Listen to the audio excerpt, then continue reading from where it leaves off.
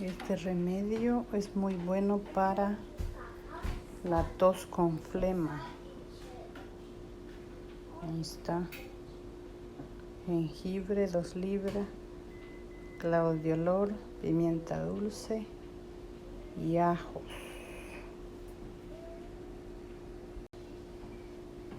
Y tequila blanco.